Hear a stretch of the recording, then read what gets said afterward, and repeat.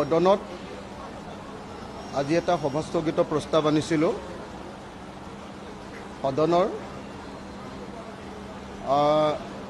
সদনৰ সকলো কাম কাজ বন্ধ কৰি উজনি অসমৰ 3খন জিলা চৰাইদেউ, শিৱসাগৰ আৰু যোৰহাটৰ যি মহাপ্ৰলয়, যি মহাপ্ৰলয়ত আজি নাজিৰা সমষ্টিত আজি অলপ আগতে 10টা ডেড বডি ওলাইছে। 18জন মানুহ কালি ৰাতিলৈকে মৰি আছিলে, আকৌ আজি 10টা ডেড বডি ওলাইছে। বিহুবৰ নামৰ পঞ্চায়তটোত 100মান মানুহ এতিয়ালৈকে সন্ধান নাই, সেই ডেড বডিবিলাক ওলোৱাই নাই। তো এনেকুৱা এটা মহাপ্ৰাকৃতিক দুৰ্যোগ, সেই প্ৰাকৃতিক দুৰ্যোগটোৰ মানুহৰ যি দুৰৱস্থা, প্লাইট, তাৰ বিষয়ে আলোচনা কৰিবৰ কাৰণে মই সদন স্থগিত under rule 56 of Assam assembly rule মই আনিছিলোঁ। আৰু অধ্যক্ষ ডাঙৰীয়াক মই আৰু ছেক্ৰেটাৰীক মই হাতযোৰ কৰি বিধানসভা আৰম্ভ হোৱাৰ সময়তে অনুৰোধ কৰিছিলোঁ যে মোক আজি বিষয়টো উত্থাপন কৰিবলৈ দিব। মই যেতিয়া কথাখিনি আৰম্ভ কৰিছিলোঁ, লগে লগে সংসদীয় পৰিক্ৰমা মন্ত্ৰী পীযুষ হাজৰিকাই অধ্যক্ষক বন্ধ কৰিবলৈ দিলে। মোৰ 1.5 মিনিট 2 মিনিটমান হৈছিলে, মই দেখি আছোঁ পীযুষ হাজৰিকাই বন্ধ কৰিবলৈ দি আছে অধ্যক্ষক। লগে লগে অধ্যক্ষই বন্ধ কৰি দিলে। মই এই কথা ক'বলৈ আহিছিলোঁ বিধানসভালৈ। সকলো সময়তে সমষ্টিত থাকি, সকলো সময়তে সমষ্টিৰ মানুহৰ দুদৰ্শাৰ লগত একেলগতে উঠি বহি শুই পানীৰ মাজত থাকি ৰাতি আহিছিলোঁ যে বিধানসভাত যদি কথাটো ভালকৈ উত্থাপন নকৰোঁ তেতিয়াহ'লে প্ৰকৃত অৰ্থত এই সমস্যাটোৰ কেতিয়াও সমাধান নহ'ব। উজনি অসমৰ প্ৰথমটো মহাপ্ৰলয় ইতিহাসৰ 1950 চনৰ বৰ ভূমিকম্পৰ পাছত নামনি অসমত এনেকুৱা এটা মহাপ্ৰলয় হৈছিলে বলবলাত। সেইকাৰণে মই বিধানসভাত কৈছিলোঁ যে এইটোক নেশ্যনেল কেলামিটি, যেনেকৈ ধৰক উৰিষ্যাত কেতিয়াবা ঘূৰ্ণী বতাহ আহিলে, কেৰেলাত যেতিয়া সাগৰৰ ঢৌ আহিলে মানুহ মৰে, তেনেকৈ এইটো এটা ৰাষ্ট্ৰীয় দুৰ্যোগ ৰূপে ঘোষণা কৰিব লাগে আৰু তাৰ কাৰণে বিধানসভা আৰু চৰকাৰে প্ৰস্তাৱ লৈ কেন্দ্ৰীয় চৰকাৰলৈ পঠিয়াব লাগে। এই কথাটো মই ক'বলৈ আহিছিলোঁ। সেই বাক্যটো কৈ শেষ কৰিবলৈ মই নাপালোৱে। অধ্যক্ষ ডাঙৰীয়াক মোক বন্ধ কৰি দিলে। মই অধ্যক্ষ ডাঙৰীয়াক হাতযোৰ কৰি ক'লোঁ যে অধ্যক্ষ ডাঙৰীয়া, জীৱনত মই কাকো হাতযোৰ কৰি পোৱা নাই। আপোনাক প্ৰথমবাৰৰ কাৰণে হাতযোৰ কৰিছোঁ মই উজনি অসমৰ মানুহৰ কাৰণে, শিৱসাগৰ, চৰাইদেউ আৰু যোৰহাটৰ মানুহৰ কাৰণে মই হাতযোৰ কৰিছোঁ। মোক প্লিজ ক'বলৈ দিয়ক। অধ্যক্ষ ডাঙৰীয়াই মোক নিদিলে। তেতিয়া মই সংসদীয় পৰিক্ৰমা মন্ত্ৰী পীযুষ হাজৰিকাক হাতযোৰ কৰি ক'লোঁ, সংসদীয় পৰিক্ৰমা দপ্তৰৰ মন্ত্ৰী, আপোনালোকে মোক অকণমান ক'বলৈ সুযোগ দিয়ক। মই সকলো মন্ত্ৰী আৰু শাসকীয় বিধায়কসকলক হাতযোৰ কৰি ক'লোঁ যে আপোনালোকে প্লিজ মোক অকণমান ক'বলৈ সুবিধা দিয়ক। তাৰপিছত মই বিৰোধী দলক, মই লিডাৰ অফ দ্য অপজিশ্যনক নিজে গৈ কৈ থৈ আহিছিলোঁগৈ। তাৰপাছত আমাৰ হেৰিয়াৰ বিধায়কক জাকিৰ হুছেইন চিকদাৰক মই হাতযোৰ কৰি কৈ আহিছিলোঁ। মই চেঙাৰ বিধায়ক আব্দুৰ ৰহিৰ ৰহমানকো কৈ আহিছিলোঁ হাতযোৰ কৰি যে আপোনালোকে মোক এই ক্ষেত্ৰত সহায় কৰিব। কোনেও মোক সহায় নকৰিলে। মোক যেতিয়া ক'বলৈ নিদিলে, মই তেতিয়া মোৰ চকীৰ ওপৰত থিয় হৈ মই ক'লোঁ যে অধ্যক্ষ ডাঙৰীয়া, মোক নহ'লে এক্সপেল কৰি দিয়ক, নহ'লে কিন্তু মোক ৰাইজৰ সমস্যাটো ক'বলৈ দিবই লাগিব। তাৰ পাছত তেখেতে মোক এক্সপেল কৰি দিলে, ক'লে যে আপোনাক এক্সপেল কৰি দিয়া কৈছে। তাৰপিছত এক্সপেল যেতিয়া কৰি দিলে, মই একদম টেবুলৰ ওপৰত উঠি ল'লোঁ। আগতে চকীৰ ওপৰত উঠি লৈছিলোঁ, এইবাৰ টেবুলৰ ওপৰত উঠি ল'লোঁ। মই ক'লোঁ যে মোক জীৱনৰ কাৰণে বিধায়ক পদৰ পৰা খেদি দিয়ক, গোটেই জীৱনৰ কাৰণে বিধায়ক পদৰ পৰা খেদি দিয়ক। কিন্তু এই মহা দুৰ্যোগৰ সময়ত যদি এই বিধানসভাত আলোচনা কৰিব নোৱাৰোঁ, তেতিয়াহ'লে মই বিধায়ক হৈ থাকি একো লাভ নাই। মই ৰাতি অকল এইটো কাৰণত আহিছোঁ, বিধানসভাত মই কথাটো উঠাবলৈ আহিছোঁ। বিধানসভাৰ জৰিয়তে মই অসমবাসীৰ ৰাইজক কথাখিনি জনাব খুজিছোঁ, চৰকাৰক জনাব খুজিছোঁ আৰু কেন্দ্ৰীয় চৰকাৰক জনাব খুজিছোঁ। কিন্তু মোক পুলিচ লগাই, কি বুলি কয় এইবিলাক, মাৰ্চেল লগাই চুচৰাই এই গোটেই হাতে ভৰিয়ে মূৰে চূৰে শাস্তি দি মোক ধৰি চুচৰাই লৈ বাহিৰ কৰি দিলে। এইবিলাক আপোনালোকক দেখুওৱা নাই, এইবিলাক ভিডিঅ'ত নোলায়। আমি যেতিয়া কথা কওঁ সেইটো লুকুৱাই দিয়ে। এতিয়া মোৰ যিটো ক'বলগীয়া কথা আছে এইটো হ'ল যে অসমৰ ইতিহাসত 1950 চনৰ পাছত আটাইতকৈ ডাঙৰ দুৰ্যোগটো ঘটিছে। এই দুৰ্যোগত মানুহে ঘৰ একেবাৰে হেৰুৱাই পেলাইছে। এই দুৰ্যোগত ঘৰ ভাগি গৈছে, মানুহ মৰি গৈছে। 100 মান অকল বিহুবৰ পঞ্চায়ততে 100 মান মানুহ উটুৱাই লৈ গুচি গ'ল, এতিয়া সন্ধান নাই। কালি 18টা ডেড বডি ওলাইছে নাজিৰাত, আজি ওলাইছে 10টা। আৰু কিমান ডেড বডি ওলাব কোনেও নাজানে। অতি কমেও 100 মানুহৰ ওপৰত মানুহ মৃত্যু ঘটিছে। কিন্তু এতিয়ালৈকে যি ধৰণে সংবাদ মাধ্যমত প্ৰকাশ পাব লাগে, যি ধৰণে চৰকাৰৰ গাত লাগিব লাগে, যি ধৰণে বিধানসভাত এই বিষয়টোক লৈ চৰ্চা হ'ব লাগে, আৰু গোটেই বিধানসভাখন দুদিন বন্ধ কৰি যি ধৰণে এই প্ৰলয়লৈ যাব লাগে, একো ঘটনা ঘটা নাই। আৰু সেইকাৰণে মই কথাটো ক'বৰ কাৰণে বিনম্ৰতাৰে সৈতে নমস্কাৰ কৰি কৰি সকলোকে মই এই প্ৰশ্নটো উত্থাপন কৰিব খুজিছিলোঁ। মই আপোনালোকক জনাব খুজিছিলোঁ, মই অসম বিধানসভাত ক'ব খুজিছিলোঁ যে অকল মানুহ মৰা নাই, গোটেই ঘৰবিলাক উটুৱাই লৈ গ'ল। যাৰ ঘৰ উটুৱাই নিয়া নাই সেই ঘৰবিলাকৰ ভিতৰত পূৰা ইমানলৈকে পানী হৈ গ'ল, একদম ঘৰৰ মুধচলৈকে পানী হৈ ঘৰৰ ভিতৰত যিমান বস্তু আছিলে চব শেষ হৈ গ'ল। অৰ্থাৎ আমাৰ দুখীয়া, মধ্যবিত্ত আৰু সকলো শ্ৰেণীৰ মানুহৰ যিমান ইনকাম আছিলে, গাড়ীখন ধ্বংস হৈ গ'ল, মটৰ চাইকেলখন ধ্বংস হৈ গ'ল, ট্ৰেক্টৰখন ধ্বংস হৈ গ'ল, পাৱাৰ টিলাৰখন শেষ হৈ গ'ল, তাৰপাছত আপোনাৰ ফ্ৰিজটো শেষ হৈ গ'ল, টিভিটো শেষ হৈ গ'ল, বিচনাখন শেষ হৈ গ'ল, তুলিখন শেষ হৈ গ'ল, মেট্ৰেছটো শেষ হৈ গ'ল, সোফা ছেটটো শেষ হৈ গ'ল, ডাইনিং ছেটটো শেষ হৈ গ'ল, চব বস্তু ভিতৰত থকা কিতাপ পত্ৰ যিমান আছিলে চব শেষ হৈ গ'ল। খেতি বাতিটোৰ কথা মই নকওঁৱে, ভঁৰালবিলাক চব ধান পুৰা পানী ডুবি গ'ল, সেই কথা মই ক'বলৈ নাপালোৱে। আমাৰ শিৱসাগৰ নগৰত ইমান পানী, ইমান, মই নিজে গৈ আহিছোঁ টাউনত, ষ্টেচন চাৰিআলি, এটি ৰোড, বিজি ৰোডত ইমান পানী, নাজিৰাটো ইমান পানী, নাজিৰা টাউনত, শিমলুগুৰি টাউনটো বৰবাদে। তাৰ পাছত যদি এই কথাটো মোক ক'বলৈ নিদিয়ে তেতিয়াহ'লে মই বিধায়ক হৈ থকাৰ অৰ্থ কি?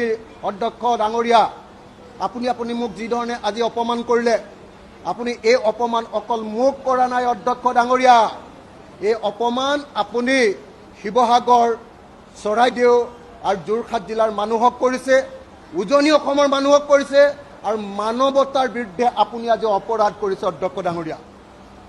আজি চৰকাৰী পক্ষই মানৱতাৰ বিৰুদ্ধে অপৰাধ কৰিছে, আজি কংগ্ৰেছৰ বিধায়কবিলাকে মানৱতাৰ বিৰুদ্ধে অপৰাধ কৰিছে অধ্যক্ষ ডাঙৰীয়া।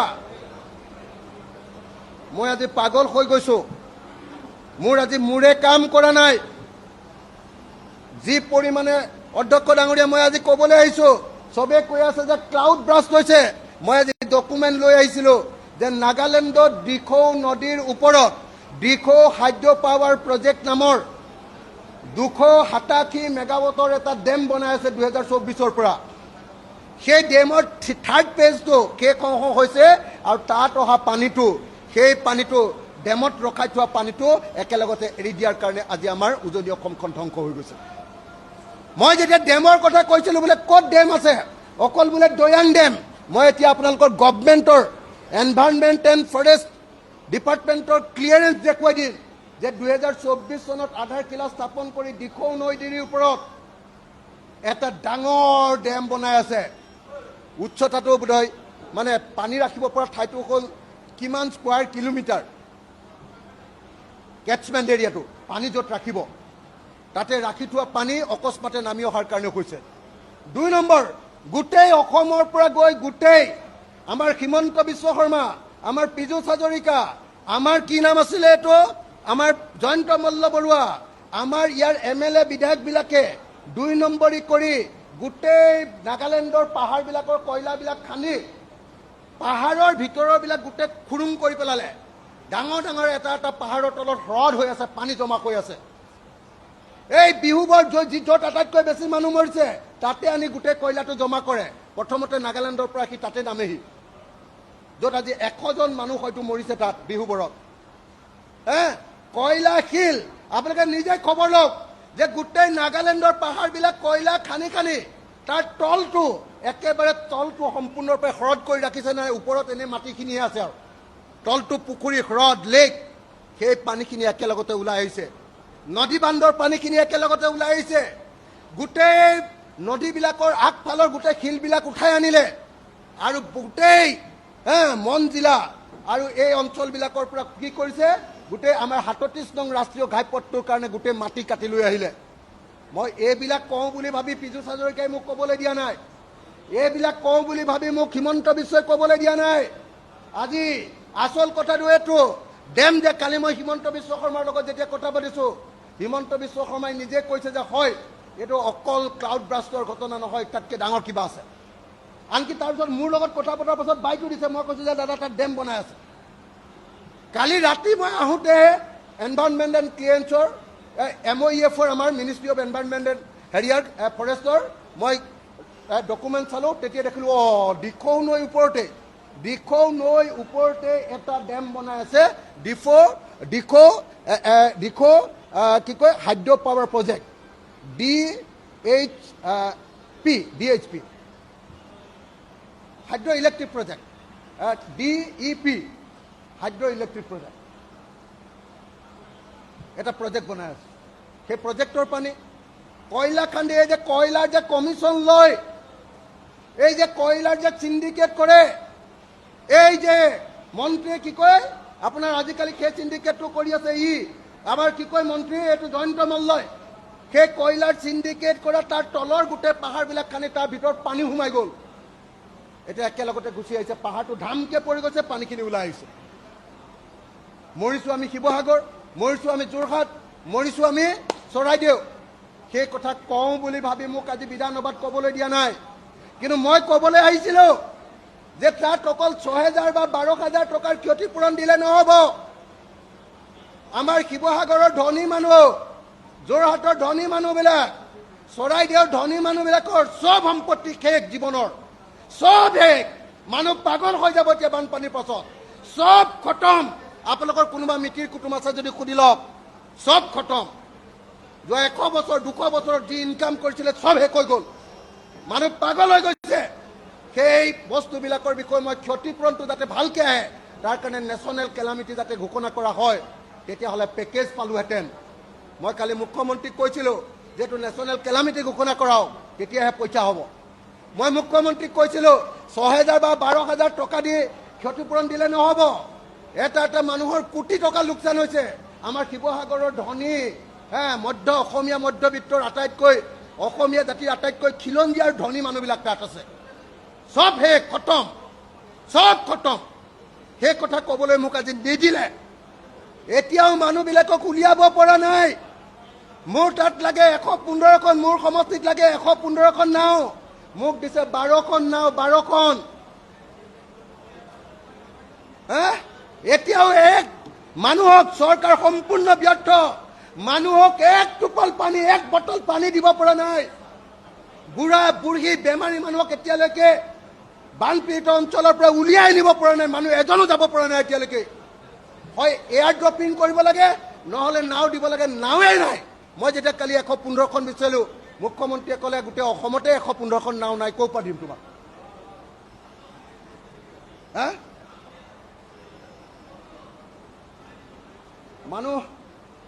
মানুহ গোটেই শেষ উজনি অসমৰ ৩খন জিলা শেষ পুৰা আৰু সেই বিষয়ে বিধানসভাত আলোচনা নহয় মই ডিভাইচত আনিছোঁ ডিভাইচত মই ৰুলৰ ভিতৰত আনিছোঁ আৰু মই এফেক্টেড সমষ্টিৰ চব কাম এৰি মই বানপানীত ডুবি আছিলোঁ তাৰ পৰা সকলো কাম এৰি মই বিধানসভালৈ অহাৰ পাছত মই হাতযোৰ কৰি পোৱাৰ পাছতো এই বিধানসভাই মোক ক'বলৈ অনুমতি নিদিলে এটা মানুহে পানীৰ বটল এটা পোৱা নাই এটা মানুহে 1 কেজি চাউল পোৱা নাই এটা মানুহে 1 কেজি দালি পোৱা নাই প্ৰশাসন পুৰা ফেইল মই মুখ্যমন্ত্ৰীক বাৰম্বাৰ কৈ আছোঁ যে গুৱাহাটীৰ পৰা টিম পঠিয়াওক নপঠিয়াই কাৰণ তেতিয়া দুৰ্যোগটো ডাঙৰ বুলি হুলস্থুল হৈ যাব এইটো লুকুৱাব লাগে যিমান পাৰি লুকুৱাব লাগে এই দুৰ্যোগটো সৰু সৰু বুলি লুকুৱাব লাগে সেইকাৰণে ইয়াত আলোচনা কৰিবলৈ নিদিয়ে সেইকাৰণে ৰাজ্য চৰকাৰৰ পৰা টিম গৈ তাত বহি নলয়। সেইকাৰণে তাৰ ডি চি কেইটাৰ ওপৰতে দি দিছে। ডি চি কেইটাই একোৱে নাজানে, একোৱে কৰিব পৰা নাই, তীৰ্থৰ হৈ বহি আছে। এইফালে ভাগিছে, এইফালে উঠিছে, এইফালে মৰিছে, একো নাই। না নাও আছে, না পানী আছে, না খাদ্য আছে, না অন্য কোনো ব্যৱস্থা হৈছে, একো নাই। এই কথা ক'বলৈ যেতিয়া বিধানসভালৈ আহিছিলো, বিধানসভাৰ পৰা মোক এক্সপেল কৰিছে। মই চিৰজীৱনৰ কাৰণে বিধায়ক পদটোৰ পৰা এক্সপেল কৰিবলৈ অনুৰোধ কৰিছিলো অধ্যক্ষ ডাঙৰীয়া। এইটো সাহস নাই, সেইটো সাহস নাই, সেইটো সাহস নাই।